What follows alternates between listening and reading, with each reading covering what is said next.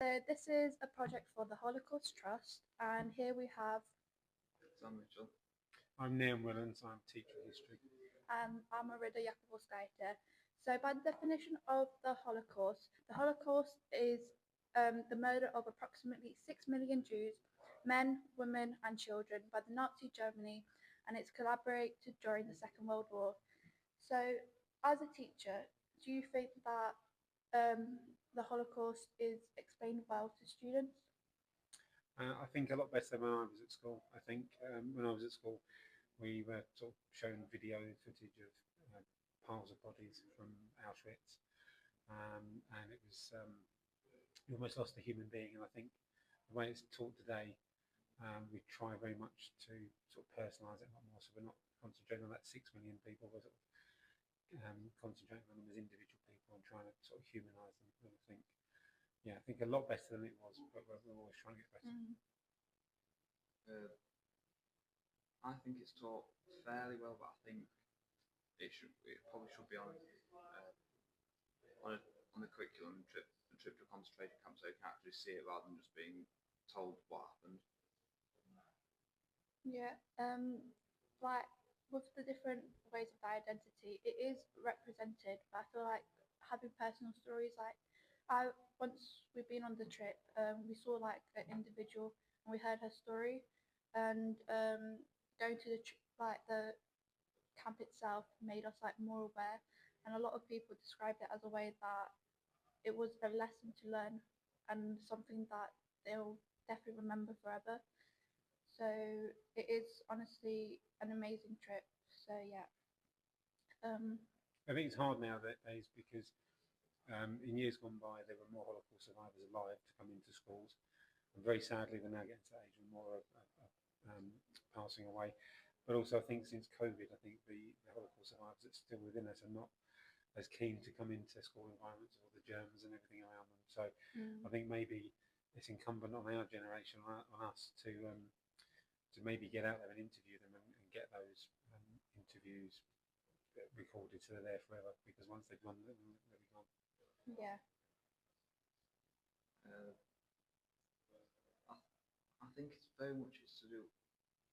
I think, yeah, I agree with say about Holocaust survivors getting a little thin on the ground, but I think due to invention technology, it probably still can be done through streaming methods, through streaming services to get, so you can actually see how people, so you can actually hear their stories firsthand rather than just being told from me and you who haven't actually experienced it firsthand.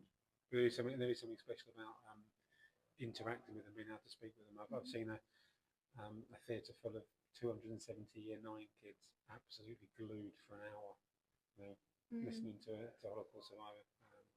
So I don't. It's very difficult to replace actually being able to interact with them. Yeah. So like seeing Eva, who was born in the concentration camp, her story just like made me more aware of the fact that all these 6 million people had their own stories, had their own like past, that they thought that they'll have a future, but then they didn't expect it. So coming to the next topic, have you heard of a personal story of like an individual who survived the Holocaust or even did it? Yeah, there's an individual we use in our teaching in year 9. You guys might remember doing this, but I think we did it when you were here. Leon, and his the lesson starts. It's on the Holocaust Trust with the little train that he had with his little boy Barney. And if you remember that, the whole story sort of unfolds, and you meet the family. You see them as individual human beings, and then as the lesson goes on, you understand their fate. And I think that then gives you something to anchor the whole experience to, and as you said, it sort of humanises the story rather than just being a number. Yeah. I've heard Eva's story, though. I think what sort of resonates with me is the idea that so many survived, but I suppose it shows that there's so many more than 6 million, because there were 6 million that met their end, but then there's all the Holocaust survivors still about, showing that if they're able to, they'd have carried on and exterminated everyone. Yeah. Another story that I've heard was it's which many people have heard, is like Anna Frank, which is like a really popular. But I think I read it when like the book itself when I was like 11, 12, and that's what like made me interested in history because it was like a way to remember the fact that if we don't learn about it, history will repeat itself. And even though it's like such a known story, I think it should be like heard more because not a lot of people like hear the story and hear how like this is just one individual who went through all of this. There's like multiple. Yeah. So have you got another question to ask? I suppose what do you think to the impacts of the Holocaust even 80 years since it finished? Does still reckon it has an impact on modern society? Yeah, I think it does. I think it's quite sad though that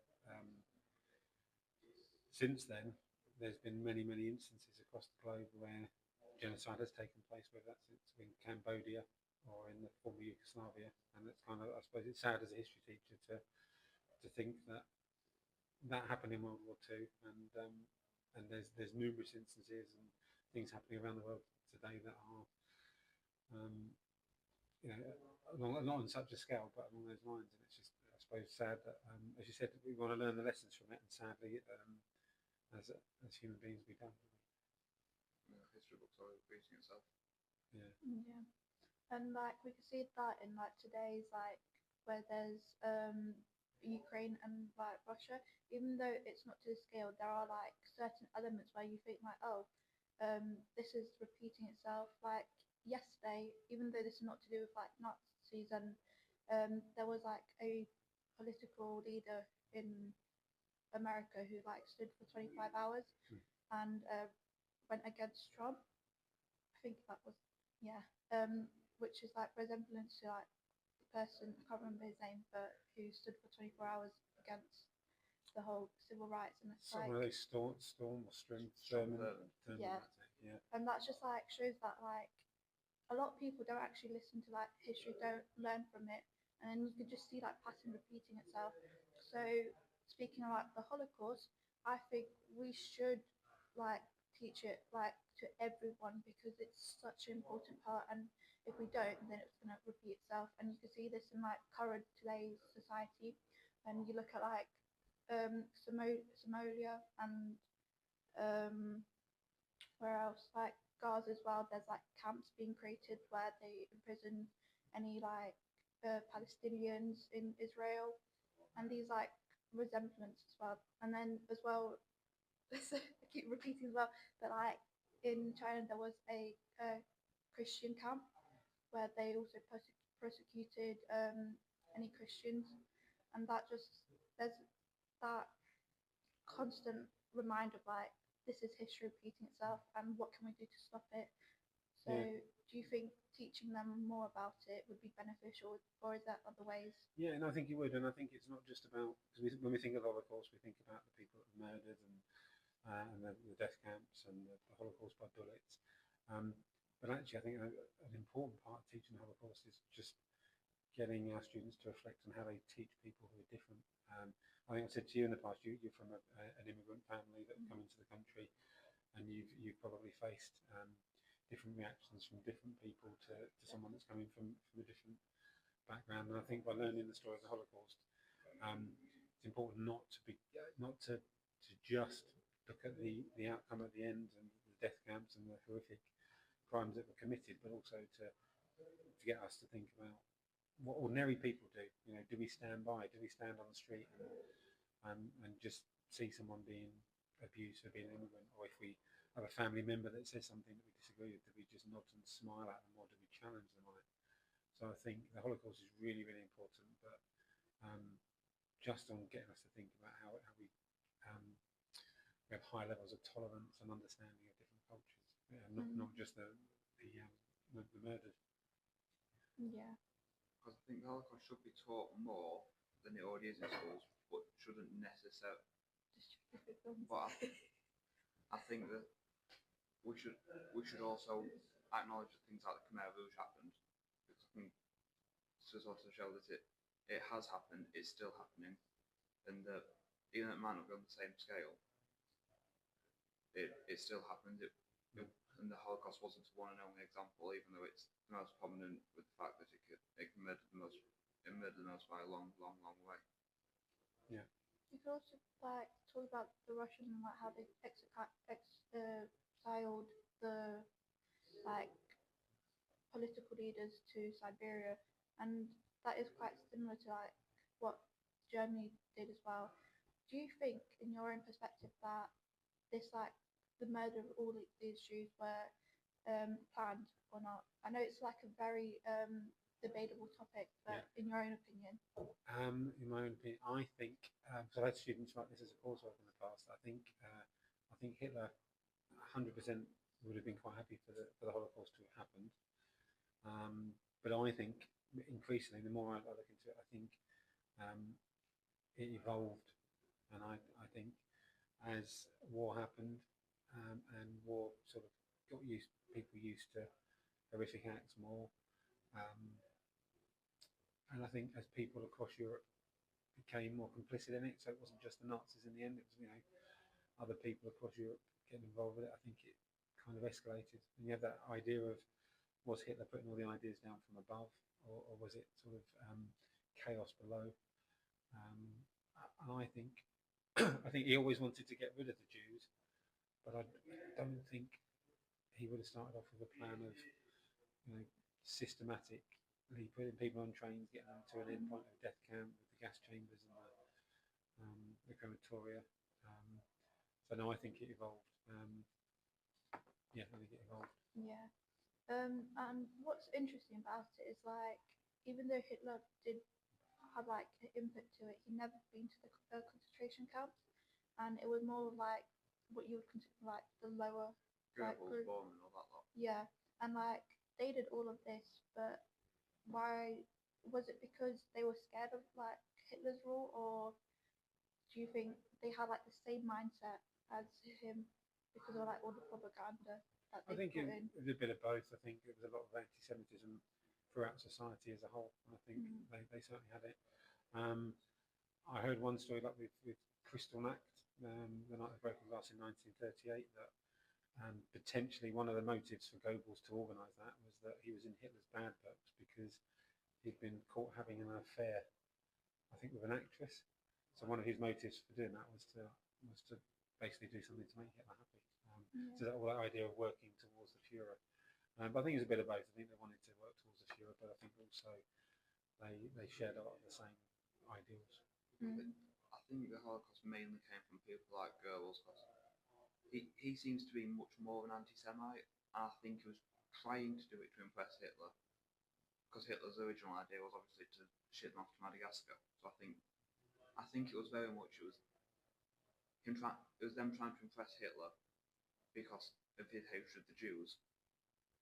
So they magnified it to the fact of, he wants them gone, we will just obliterate them off the face of the planet, rather than thinking we will just get rid of the problem, as they would have called it, and send them off to Madagascar. I think as well though is that when they refer to the Jewish problem, I think originally there was 500,000 in Germany, but by the time they've taken over Poland and taken another 2 or 3 million, and then Russia's another 5 million. I think the problem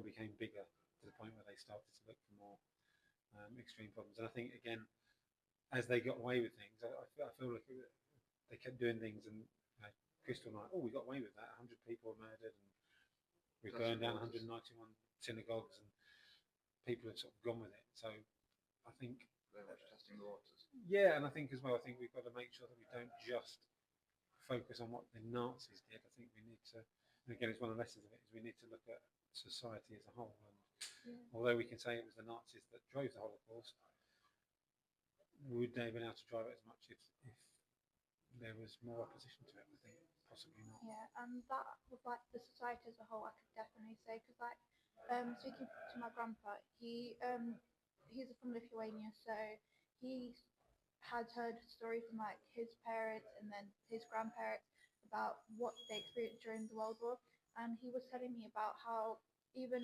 before the Second World War there was this hatred towards Jewish because of like they had so much stuff like in a way that they had money, they had businesses that people grew jealous, and like we can't say that that is what to blame for the Holocaust. Definitely not, because itself it's a really bad thing. But it's just the way that society as a whole grew upon this like hatred from the beginning because of jealousy. And is that why they got killed, or is it more like, was it Nazis like way to just eliminate people? And I could, and like you said, society is these stories like you hear from different people, different time periods, just like connect towards it. So that's that makes it much more difficult to understand Yeah. why it was killed, like why people were killed. And these individuals, most of them were even like Orthodox Jewish. They were just like ordinary people who had like Jewish surnames or Jewish family members. So there's no right to any of these people being killed, even if they were Jewish. Um, I think the humanising thing as well is, as well as humanising the victims, um, is humanising the perpetrators, and just really emphasising the fact that although we can talk about Hitler and Goebbels and other sort of leaders in it, a lot of the perpetrators, they're not evil monsters with fangs and horns coming out of their heads and green skin. They're just ordinary people, and I think that's one of the reasons it's important for us to learn it, is that we realise that when ordinary people start to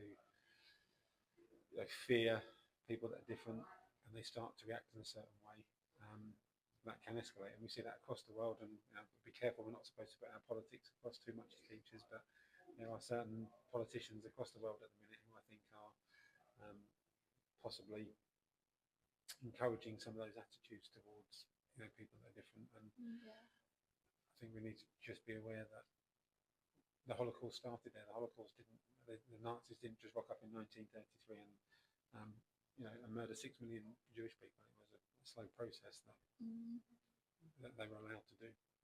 And I think learning these individual stories definitely help us to understand that you shouldn't kill someone because of their religion or the way they act.